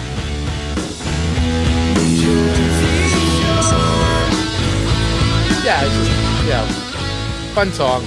And that is about the whole song. Yeah, pretty much. Pretty much. No, I feel like it is such a hippie song. I think it's super fun. Just the nomadic representation. I just think it's fantastic. Yeah. It's good. All right, cool. I accept your 3.8. Thanks. So Dave Mattingly. Them fighting words, I think. Man, Dave is throwing down right now. Michigan would Wow. own Jersey in a showdown. White Stripes, Alice Cooper, Stooges, MC5, and freaking Motown. All right, I listen. Ooh. He's gonna make this a Michigan versus New Jersey Okay. type thing here too. Oh, all right. I say let's put this on the wheel. On the wheel. New Jersey versus Michigan theme. The wheel will decide. Let's see. And okay, we're gonna add that to the wheel. All right, getting Cool. added to the wheel. Chris That Rock, could be Kid Rock, Eminem. controversial. Oh, here we go. Listen, it's people are getting. It's getting heated. It's getting on. It's on. All right. You know, we'll do Michigan versus New Well, Jersey. That's okay. Man, I feel I like dig it. That Motor City sound. Woo, your awesome. crew would be coming in hard with some New Jersey suggestions. This is gonna be would be an episode. Yeah. Oh yeah. All right, so I am leading with 8.5 so far to your 7.8. Yes. Okay. So your final song to me. Yes, I like this one a lot. I know you do. Now, obviously, you'd heard this one before, though, right? Of course, yes. And I was like, I wouldn't know that this is New Jersey like feel, Mhm. but it was recommended by Stephanie. And I was like, we're going with it, Stephanie. There's no. I mean, I shouldn't say there's nothing more Jersey, but like this song is. This is a quintessential New Jersey song. Okay. I mean, I don't know what weddings are like in other parts of the country, Very boring. but weddings here in New Jersey are big and massive. And I'll tell you right now, there's 2 songs that are constantly played at every wedding in New Jersey, probably New York too. That is Journey, Don't Stop Believing. Of course. Especially because it was at the end of the Sopranos. Another great Jersey show.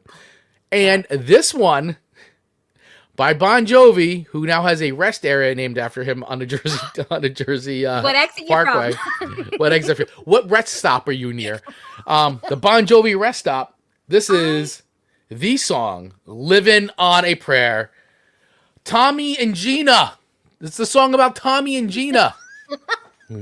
Come on. How much more Jersey does it get than that? Tommy and Gina. The song's about them. Tommy used to work on the docks. They got 2 kids and they're making it on their... They got 2 kids. He's working on the docks. Gina's trying to make ends meet. You know. This needs to be run as a poem. Maroon. Keep going. Don't stop now. Don't stop now. Oh man, but honestly, this is like, you don't get any more Jersey than the story that's told in this this song. But Gotta hold on. yeah, I mean, this was not even the first single on the record. So if anybody, this came off of Slippery When Wet, which was released in 1986. I remember when this record came out, man, it was massive because this came off of like the record before this was 78 Degrees Fahrenheit, which is at the point that rock melts. That's what they. So stupid. Anyway, that had a, you know, In and Out of Love and all that on that record. But when this record came out, I mean, this couldn't have been a much more of a massive hit. Like, just blew up everywhere. I mean, and MTV had a huge part in this. But the first song on this record was "You Give Love a Bad Name." Great song, awesome song, like love it. And then to follow it up with "Living on a Prayer," which Boom, was boom. like, and then "Wanted Dead or Alive." I mean, it's just like the hits on this record just keep rolling, for sure. Yeah, Gina works at a diner. That's right. I mean, diners in New Jersey, like you could throw a rock and hit a diner in New Jersey, and that is a debate for which, you know. There's actually, I've been following this, like there's this one couple, they keep having on New Jersey 12, our local channel. There's an older couple that they're eating at every single diner in New Jersey and chronicling it. It's like the sweetest thing. That Like is adorable. two retired, I just keep, and they keep going back to them, and like they're eating at every diner in New Jersey. We I love should it. send them a Song Swap Showdown mug. Yeah, we should find them. We should I'll find find them. All right. That sounds creepy, and we don't mean it to, but we will find you. Especially Amanda. Yes. She is Mission relentless. accomplished. Yeah. But yeah, Gina works at a diner. Tommy works on the docks. But anyway, this song. So John Bon Jovi and Richie Sambora wrote this song with Desmond Child, who's a prolific songwriter. If anybody follows music and knows producers and songwriters, he was the one who he did a lot of work with Kiss and Alice Cooper and Aerosmith. So many big bands. He was responsible for writing some of their biggest songs or co-writing some of their biggest songs. So he wanted to make a song for Bon Jovi to help them write a song that would be as big as "I Was Made for Loving You" by Kiss, Disco Kiss. I was made for loving you, baby. You know that song? You don't know that song? You know that song. Yes, you do. Get out of here. I'm calling you out. I'll Okay. play it. All right. Okay. So anyway, the characters of Tommy and Gina were based on a real life situation Desmond encountered in the late 70s with his then girlfriend Maria Vidal, whom he was living with. According to his notes in his book, Desmond, Child and Rogue, Runners in the Night his album, Desmond was a New York taxi cab driver, and Maria was a singing waitress in a diner, probably the Starlight Diner in Manhattan. That's where all the singing happens. That's like right. Anybody watches those videos on TikTok, they're hilarious. Vidal was nicknamed Gina by her fellow employees due to a physical resemblance to Italian actress Gina Lollobrigida. Lola Briga. I can't read that right. You said it good though. Lollobrigida. And so that's where it was influenced from. So that is where the story of Tommy and Gina came from, based on that. John Bon Jovi told Q Magazine in December 2009 about the difficulties of using the talk box in the middle of the song. If everybody knows that a song, wow, wow, wow, wow, wow, wow. Because you know that is not an easy thing to play. Basically, everything gets fed through a 1-inch tube that goes into your mouth. Then you try singing through into a live mic. I tried it once. It will damn near take your face off. Your eyeballs will have been being dislodged from their sockets. Should not laugh. Yeah. The album was originally going to be called not Slippery When Wet, but Wanted Dead or Alive. And the show in the band, and it would show the band on the cover dressed as cowboys. After doing the photo shoot with photographer Mark Weiss, the band decided they were taking it too seriously and changed the title to Slippery When Wet. Now, does everybody know what the original album cover now for Slippery When Wet was? Well, if you're watching right now the video feed, I'm going to show you. Cover your eyes. The original album cover for Slippery When Wet was gonna be this. Was gonna be that. This woman. So it was originally going to be. No. This was the original album cover. Which was they said they went and found a Jersey girl with ample bosom to wear a wet t-shirt for the cover. That shoot was also with Mark Weiss, and this time it was at Bradley Beach in New Jersey. It looked like they had a winner, but Bon Jovi's record label got cold feet and worried that the retail chains wouldn't stock it, so they needed a new cover quickly. So John Bon Jovi went to Weiss's studio, where they went down a garbage bag and wrote "Slippery When Wet" on it. He didn't even stick around for a Polaroid, Weiss told Fags. They sent it in, and that was it. And so that was then the cover that you got, which is the classic cover of this one. I'm glad they did not go with that. Are you? Yeah, it just, it's. I mean, let me see if I can find it. Here it is. Sex sells, but clearly it worked the other way. So the original album cover then or the one now that I think everybody knows is this one. So that's the garbage, but that's a garbage bag. Can you imagine? Literally so with the word wet it down and then wrote "slippery when wet" and took a picture of it. And that's the record cover everybody knows. Canva didn't exist back then, you know? No, it did not. And that's what you do. Yeah. You got creative. Yeah. And it's iconic. Minus the bosom. Oh man, there's a lot of comments coming in. So I saw Bon Jovi on "Slippery When Wet." Nice. Or twice. Yeah. Great, Chris. Yeah, I actually never have seen Bon Jovi live, to be honest with you. Never went to go see him live. Yeah, Cinderella opened. Cinderella, great rock band from Philly. I was like, what? But John Bon Jovi helped get them launched. I love Cinderella. That Night Songs record is awesome, by the way. So, by the way, that'll show up at some point, Amanda. Be some Cinderella songs. Dun, dun, dun. Yeah. Yeah, my sister. Here she is. My sister is the biggest Bon Jovi fan in the world. Between that and Skid Row. Those are her two Jersey bands. I have to say, I feel like logistically, because of where you guys lived, you have a lot of concert going opportunities. We're a major market. I mean, we're right by New York and New Jersey. We're a major market, so we get everybody comes through. And Detroit for a long time really wasn't. So I feel like we have more opportunities as of lately. But yeah, we did not grow up with concert opportunities like you guys did. I'm a little jealous of that. I'm sorry. It's okay. I don't hold it against you. Yeah. Mm-hmm. Chris is asking here, trivia, where was "Slippery When Wet" recorded? You know what, Chris? I used to know you got me stumped a little bit. I think I used to know this, but I'm looking right now. I don't think I see it on. So let me know. Yeah, I'm not sure where. I can't remember. Where it was recorded. So thanks, Chris, for that trivia. This song charted #1 in the United States in 1986 and charted #4 in the UK. Oh, Vancouver, BC. Interesting. Great fun fact, Chris. That's Thanks. Interesting. Vancouver. Well, the album sounds great. It sounds huge. So I don't know if anybody in the world doesn't know the song, but we'll play. We're gonna play a little bit. We're gonna play a little bit. Hold on. It's good. I wonder if my mom jammed out to Bon Jovi. I'm gonna have to. I bet your mother you're gonna have to play this song and ask her if she does. My sister did. We had the record. What a great bass line. Mm-hmm. You instantly know what you're getting. This is what I don't like is when they play this at weddings and they do some kind of like weird mashup like beat thing and they put like I'm like just play the song, man. Yeah. I only need this version.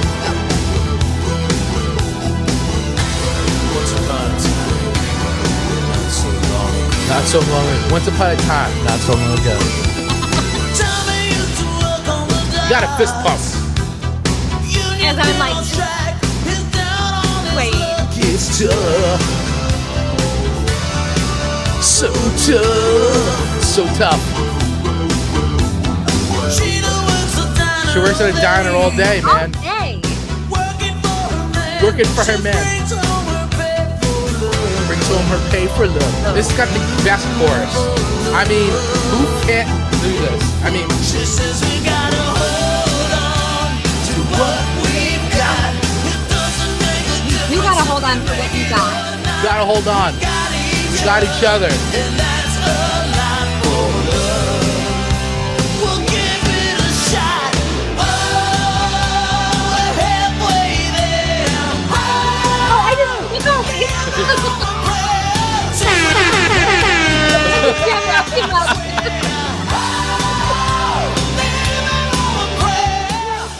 And now presenting for the first time as husband and wife, Tommy and Gina. Woo! Everybody. You spilled coffee all. You're rocking out so hard. You're spilling coffee all over yourself. For Tommy and Gina. You're so excited for Tommy and Gina.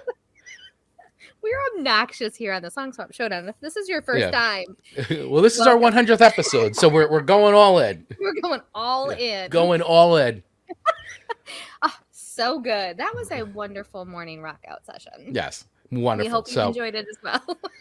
So, what do I give "Living on a Prayer"? Tell me. Where is my rating of "Living on a Prayer"? Everybody's anxiously waiting where I'm rating "Living on a Prayer." I feel like song holds up. It's a great song. Really well written. Everybody in the world knows it. Great sing along. It's a 5 record. Has to be. I was hoping it would come in there. I mean, it has to be a 5-record song, and nothing transports you instantly more than this song. Like this is a Jersey song. And I really would not have known that. So again, I'm so grateful to our community. Thank you, Stephanie, for the suggestion, because that got me 5 records. 5 records. And I really enjoyed this song. Yes. You can't. Who doesn't love it or feel it? I mean, listen, I think even if you're not a fan of Bon Jovi, you like this. I mean, come on. I mean, you guys let us know. I mean, if you're not a Bon Jovi fan, I mean, do you still like Living on a Prayer? Like, let us know, because I don't see how you can't not. I don't know. Maybe some people may just be sick of the song, which I could understand that. But take a break from it. Don't listen to it for like a year and then come back to it again. Yeah, and I feel like you're going to feel it. And you know what's weird is, to your point, there are some songs that just get so overplayed. You're like, I'm done with it. There's certain songs, like I can't, like I don't really want to hear Stairway to Heaven ever again. Like I'm just kind of over Stairway. There's certain songs I'm completely over in life. And I think a lot of people are, but I don't know, Living on a Prayer, it's like you almost feel it internally. Like Rock and Roll All Night by Kiss, I don't ever need to hear again, ever. I'm just so overplayed. But yeah, Living on a Prayer, I'm not feeling like that yet. I still like it a lot. Same. I still fist pump and rock out to it. X-Way and spill coffee. And spill coffee all over myself. I was probably spilling juice earlier in my years. I don't know. All right. Your third and final song to me to wrap up this week's song list is I Don't Want to Go Home by Southside Johnny and the Asbury. Say Jukes? it. Say Asbury? it. Asbury. Asbury. Oh, gosh, that was As in Asbury Park. Embarrassing. The Asbury, Southside Johnny and the Asbury Jukes. I mean. Sounds so simple now. So, this was my favorite of the 3. I thought it might be. I was interested to see what you would think about it, because I know you like Bruce. I know you're a Bruce Springsteen fan. Yeah. And Bruce and Southside Johnny, very, very connected to each other with like band members growing up in the same area. Like it's very, it's Jersey sound. Like Bruce and Southside Johnny really are. And when you hear Eddie and the Cruisers, like it's literally, that's where it was literally lifted from. Bruce and Southside Johnny. Like that's where the influences came from for that soundtrack. Southside Johnny, obviously not nearly as big and as commercially successful as Bruce, but like very important to like the Jersey sound. So, and I feel like when I first heard this song, I know when I first heard this song, I was going, oh yeah, I don't want to go home. I remember that feeling. Yeah. Because I was just enjoying myself so much. Having so much fun. Home, there wasn't what I wanted at home. But as I listen to this more, I feel like it's more like there's love lost at home. There's nothing to go home to. Yeah, I think it can be definitely taken in a few different contexts for sure. And it wasn't necessarily that he's having the best fun. It's just there was what he was seeing now was better than what the view would be from home. Yeah. Or the feeling would be at home. So my feelings and my thoughts on the song changed a little bit as I listened to it more, but the beat is fantastic. I mean, it just has that sound that I'm really comfortable with.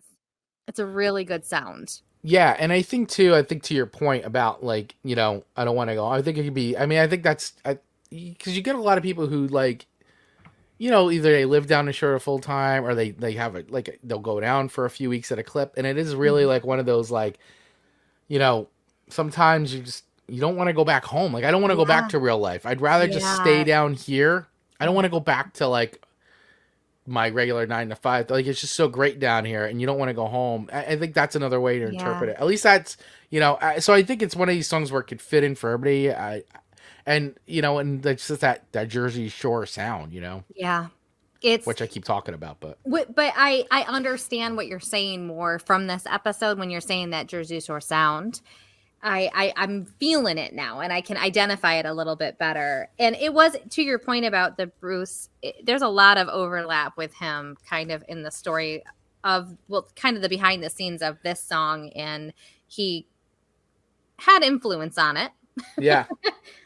So yeah, I really like this. This again was my favorite. I think it was more of a traditional sounding song to me than the first two that you gave me. And it sounds to me very similar to the sound of Boardwalk Angel. Yeah, very, very very connect with each other. Yeah, 100%. It's just like,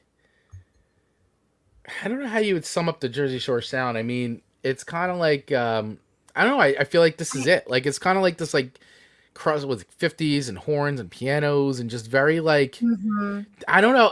The minute you hear it, I feel like I'm on the boardwalk and the beach. Like, that's it, you know? I want to go strolling, like wandering, meandering, just take my time and sightsee. It's like R&B and doo-wop and classic rock and roll. And, it's like just that mix. And I just think that that's what you get. So let me play a little bit of Southside Johnny and the Asbury Jukes for sure. And like I said, he's a Jersey staple around here. And especially for those like that were, like I was born in 74. So when a lot of this stuff was coming out, I was very, very young. But like for people who were like, teenagers growing up and in their like very early 20s or just about to hit their 20s, like, that's what you did. You went to go see Bruce, you went to go see Southside Johnny, and they were at the shore all the time playing, and that was the sound, and you went to all the Jersey Shore clubs. So yeah, let's just check this out a little bit for anybody who's never heard Southside Johnny and Asbury Jukes. And I love to people watch. Yeah. I probably love. Like, I don't know if there's a lot of young people listening to this, but true. But it's a very big sound. Oh, I know that it's getting late. I mean, but I don't wanna go home. I'm in no hurry, baby. I'm in no hurry, baby. Cause I don't wanna go home. Listen to the man sing his song, but I don't wanna go home. Check out some. I don't mind if it take all night long, cause I don't wanna go home. I mean, that's it. Baby, I know we had a time. This is great. Reach up and touch the sky, baby. Whatever happened to you and I, that I don't wanna go home. Yeah. Lord, look at how there it is. Lord, look at how the people stare.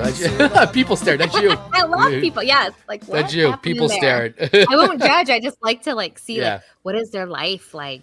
I love it. Yeah. A lot of people staring. A lot of people watching at the Jersey Shore. You could just sit there, like, literally. This is my wife's favorite thing to do.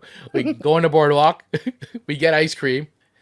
I always get. By the way, my favorite Jersey Shore ice cream is Coors, which is, and you get the creamsicle, which is the orange vanilla twist. Delish. On a cone with rainbow sprinkles, rainbow jimmies, rainbow jimmies, and we sit on the boardwalk on the bench and eat our ice cream and just watch people walk by. Fascinating. And we just and then we give each other looks favorite pastime. All right. So what would be an episode of ours that we didn't reference poo? So let me ask.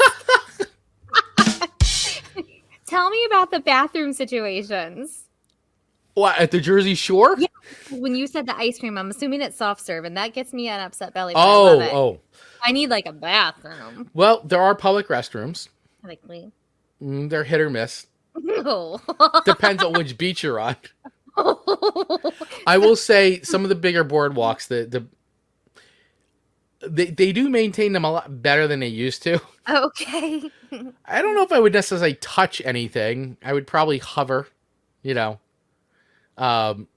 it's hit or miss, I mean, listen, there's a lot of people that use the bathrooms at the Jersey Shore. So, maybe I'll lay off the soft serve then. It's okay.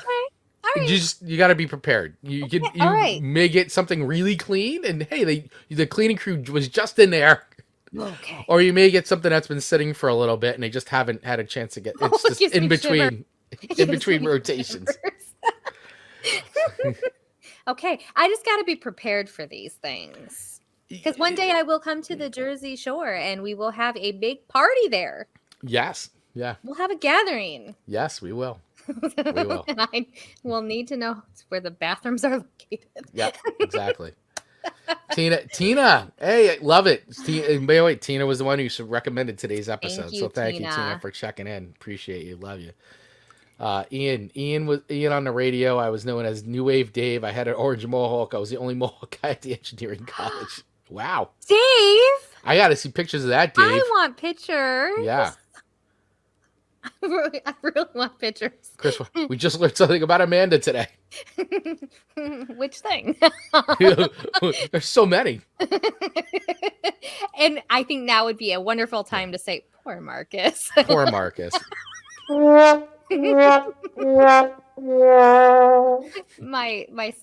my scouter of bathrooms. Scouter of bathrooms. Dave coming in with I've never liked living on a prayer or don't stop believing. Yep. Never liked it, you say. It's okay. It's okay. Chris Wangard, yeah, what Ian said. Oh. They're all coming in so fast. They're all coming in. I love it. Oh, here we go. Soft serve equals. I know. So, Chris, trust me, when we were going out on Friday, I was trying to anticipate what was going to go in my belly all week. Oh. And then we just didn't even have a chance. I'm so sad. Mother Nature really screwed you up. Okay. So bringing us back. So bringing it back. Where do I rate? Where do you rate? I don't want to go home. Southside Johnny and the Asbury Jukes. Where is it landing for you? This today? one is landing at a 4.5 because I really, really enjoyed it. Very much so. 4.5. All right. There's excellent. There's a phone ringing and I don't know where. Do-do-do-do. Where is that coming from? All right. Oh gosh, this mathing's gonna be hard. Oh yeah. So where are we at? The math part. Oh, I think I've got my numbers. Oh. Ian, help us. All right. I think you're at 12.3 and I think I'm at 13.5, but help us. Hold on. I got my calculator out. Okay. We embarrass ourselves every show. Well, it's what we do. Or we're just entertaining. We're enduring with our lack of math skills. Wait. At 4.0 plus 3.8 plus a 4.5. Oh, so I got a 12.3. Okay. I confirmed that. That's what I got on my list. Okay. Right. And then I think it was 13.5. Plus a 5. Yes. Okay. So that makes you the winner of this week's Song Swap Showdown. I think only because I claimed a couple songs that maybe you would have chosen, but I grabbed first. Well, here's the thing. You gave me songs that I like a lot. Mm-hmm. That do, make me think of the Jersey Shore. They're definitely more mainstream hits. And I knew these songs already. So I already had established relationships with all the songs that you gave me. Yes. So it wasn't like they were new songs to me. Mm-hmm. I'd heard them before. So, and I liked them. I liked them all. These are songs I still listen to regularly. So, yeah, where's the abacus? You're not wrong. We're going to have to start getting an abacus around here. I think I was 30 before I knew what that was. Listen, we're podcasters, not mathematicians.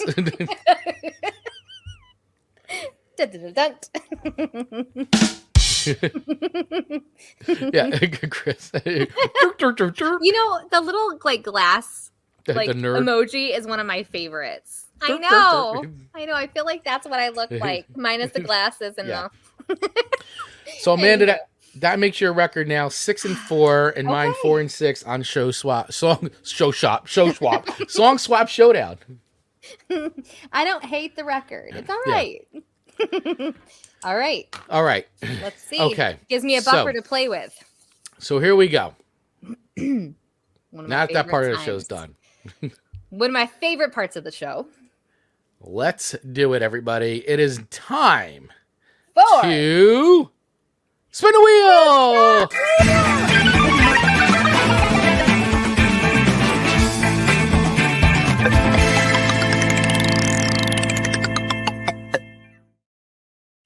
Time to spin the wheel of show themes. I'm pumped.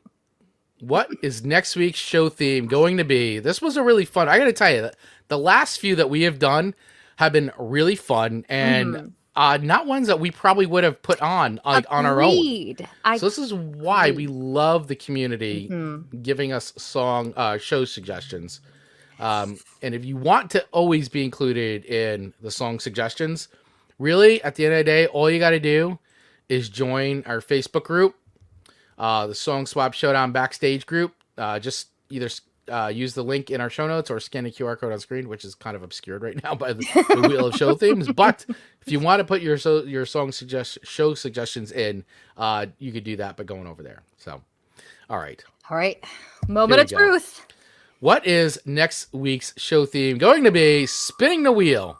Here we go. Spinning the wheel. And Baseball Parks, 7th inning stretch songs by Sid. That's wow. Cool. Sid. What? So very specific too. Oh my. I see, to our point, that would never have ended up on a show suggestion. Wow. Baseball Parks, 7th inning stretch songs. Well, Sid Meadows bringing it. I know there's traditional songs. Like, yeah, that take. Yeah, but, like, isn't that always play? Yeah, but we're going to have to, I guess we're going to have to do some deep dive. I wonder if this could also be songs we'd want. I don't know. We're going to have to do some deep dive research on this. I know. And we'll have to maybe just for fun, where did that tradition even begin? Like, we need to learn about the history of the 7th inning stretch.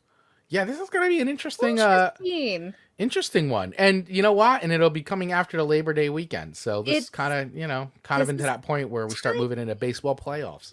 I will say baseball is my favorite sport to watch. Is it really? It is. I think it moves fast enough. And I love being outside in a stadium, as long as the sun's not in my eyeballs. But like the crack of the bat, like against the ball, like it's really, or like a really hit, like hard, like into the mitts. There's a lot of sounds I like. So you're a Detroit fan?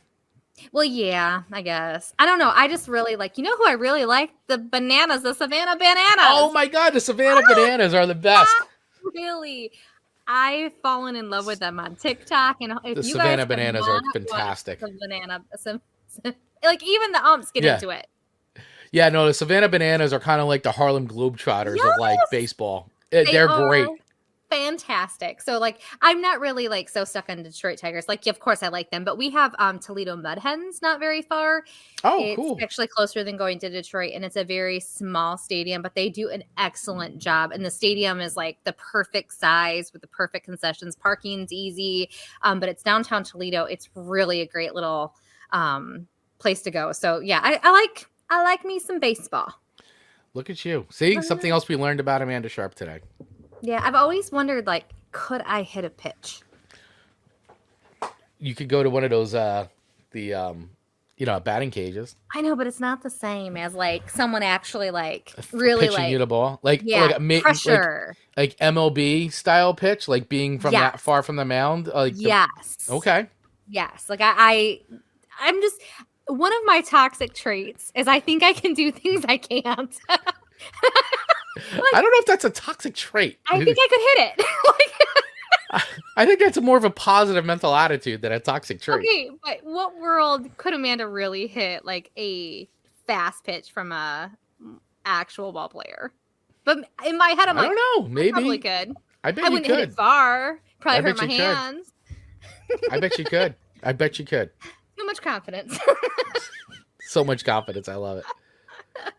Oh my gosh. All right. What a fun episode today.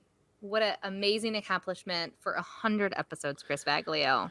Wow. Congrats. 100 episodes. Congratulations, Amanda Sharp. And, congratulations to all of you. Like, seriously, like, thank you so much for everybody's support. This has just been, it's an outstanding for us. I mean, we've been doing a show now since 2021. It's something that you and I started, and we had no idea where it was going to go, how long we were going to do it for, where we were going to do it for 10 episodes and flame out. But here we are 100 episodes later, and also a growing YouTube channel, which ironically has also hit over 1,000 subscribers. I think current count is like 1,057 or subscribers. So we're doing this podcast. We're making content. We're doing music video reactions. We're all kinds of fun stuff. We're not stopping, everybody. So as long as everybody keeps watching and having fun with us, we're going to continue to keep having fun with all of you. And man, we just appreciate all of you so much. So thank you from the bottom of our hearts for just, hanging in there with us and having fun, man. We just, honestly, I know there's so many ways you can all spend your time.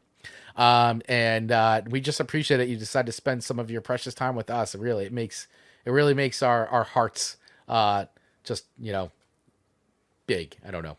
Grateful, huge. It just, there's so many choices out there, so much content, so many content creators. And the fact that anybody would choose to spend time with us just blows me away. So really, thank you all so much for everything. It's just been great. And we're going to keep going. So much more left to do. So much more shows. So many shows. So true. Yeah, so many other things going on. So Amanda, any final words here? Nothing except for Ian came in with one last comment saying Amanda strikes me more as an Australian rules football player. So I need to see what that means to see if I agree, which I probably will. Ian said, I'll be watching when you hit 1,000 shows. Oh my gosh, Ian, thank you. We'll get there. We're going to get there. So many friends checking in today on the feed. Of course, Mr. Ian from Australia, Mark Ronick, Chris Wanger, Krista Edwards, Dave Mattingly, Mr. VIP himself, my sister, Stephanie McCabe, Tina Johnson, whose idea was today's show theme.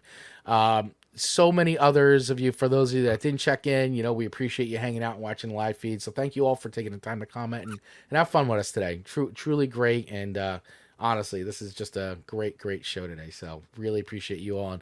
And please make sure you support any of your other content creators as well. Hit that like, share, subscribe button, follow button wherever you're watching or listening to the show. It makes a huge difference in, so not just for us, but for any content creator out there, whether it's a podcast, YouTube channel, if they're on Facebook, whatever it is, wherever you're consuming content, it makes a big deal. So please take that quick action to hit that follow, like, share, subscribe button wherever you are getting that content. It makes a big difference. Thank you all so much. Just, love you guys.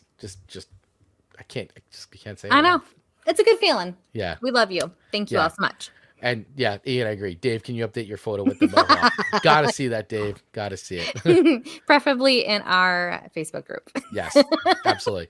All right, everybody. Thank you so much. We will see you next week for another episode of Song Swap Showdown. Baseball songs, 7th inning stretch songs. I like it. Next week's theme. All right. Cheers, everyone. Bye. To get notified every single time we drop a new episode of Chris and Amanda's Song Swap Showdown, just hit that follow button wherever you get your podcasts. If you're interested in becoming a sponsor of the show, please use the email address in our show notes and we'll get right back to you. And last but not least, please feel free to follow us over on our social accounts on Instagram and TikTok at Song Swap Showdown, or join our ever-growing community in our Facebook group by using the link in our show notes. Thanks for listening.